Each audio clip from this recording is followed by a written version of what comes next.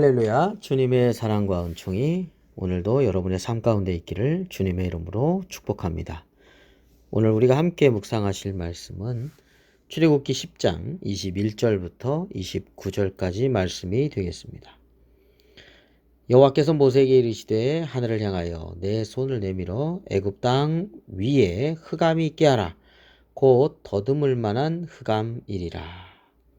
모세가 하늘을 향하여 손을 내밀어 캄캄한 흑암이 3일 동안 애굽 온 땅에 있어서 그 동안은 사람들이 서로 볼 수 없으며 자기 처소에서 일어나는 자가 없으되 온 이스라엘 자손들이 거주하는 곳에는 빛이 있었더라. 네, 9번째 재앙, 흑암의 재앙이 되겠습니다. 그 재앙이 더듬을 만한 흑암이고요. 서로 사람이 볼 수 없을 정도의, 그래서 처소에서 일어난 자가 없을 정도의 흑암입니다. 아주 심각하죠. 근데 그 범위도 애굽 온 땅에, 그것도 기간도 3일 동안이나 흑암의 재앙이 임했습니다. 물론 하나님께서 이스라엘 백성들이 거주하는 고센 땅에는 빛이 있게 구별해 주셨죠.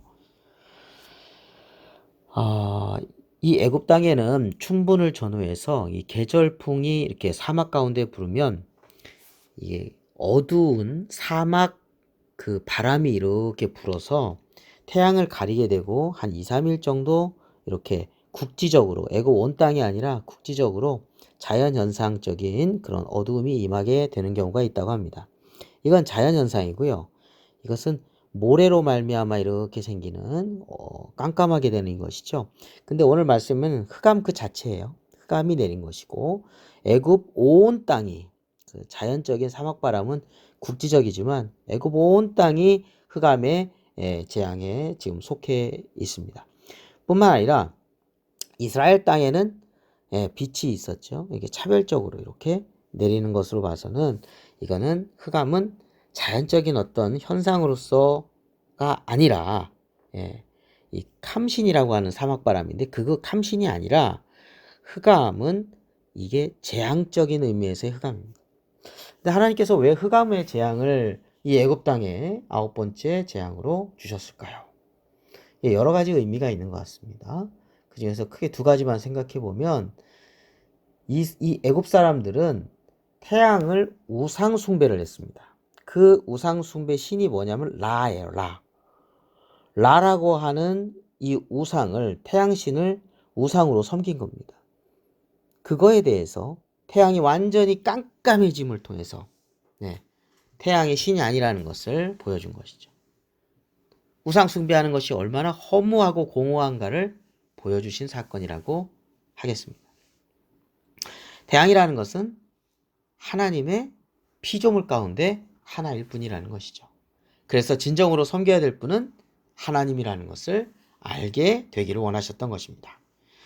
두 번째로 이 흑암의 재앙은 이제는 모든 것이 다 종말에 이르렀다는 거죠. 거의. 마지막 재앙, 지금 이제 10번째 재앙, 장자의 죽음 재앙이 그 다음에 나와 있지 않습니까? 이제 모든 것에 이제 종말의 지점에 이르렀다는 것들 어떤 면에서 상징적으로 보여주는 것이 아닌가. 흑암의 재앙이라는 것이 모든 것이 이제 끝났다라고 하는 그런 의미를 보여주는 것 같습니다.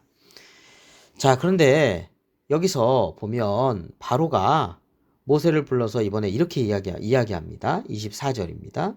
바로가 모세를 불러 이르되 너희는 가서 여호와를 섬기되 너희의 양과 소는 머물러 두고 너희 어린 것들은 너희와 함께 갈지어다. 타협안을 제시하는데 어린 것들까지는 데려가라 이거죠. 근데 양과 소는 머물러 둬라.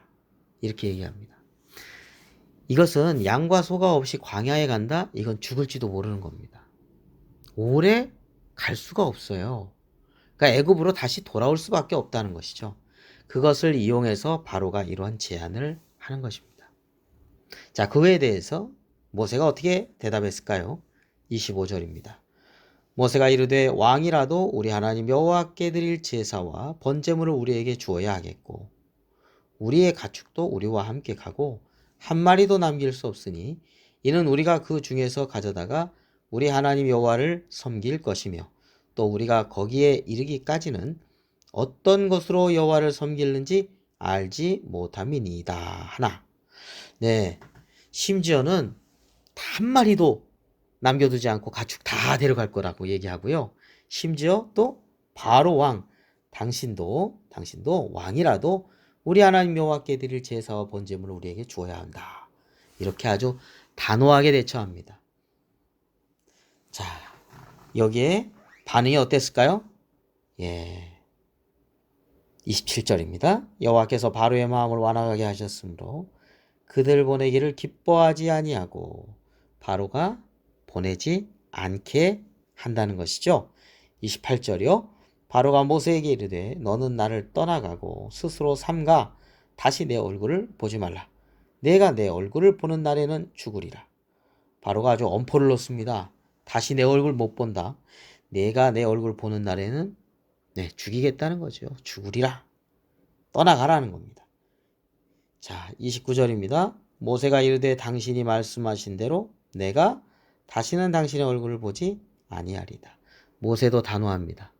중보기도도 없습니다. 그리고 왕궁을 나오게 되었습니다.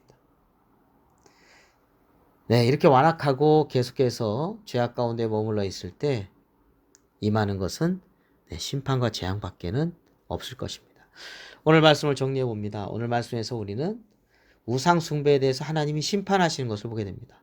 우상 숭배는 정말 공허하고 허무한 것입니다.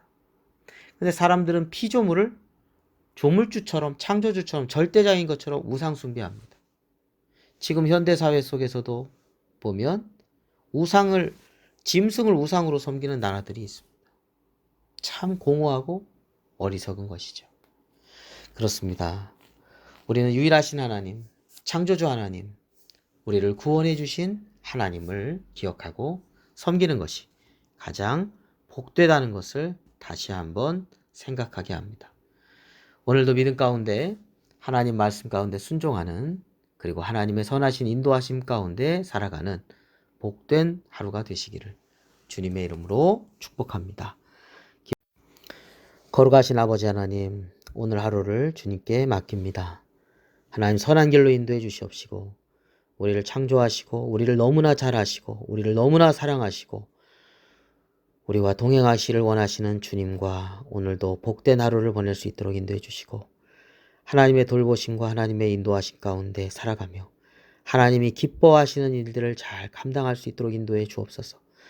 염려와 걱정은 주님께 맡기게 해 주시옵시고 하나님, 저희들의 삶의 근심과 염려, 걱정에 사로잡히는 것이 아니라 주님의 은혜 속에 기뻐하며 감사하며 기도하는 오늘 하루가 되게 하여 주옵소서.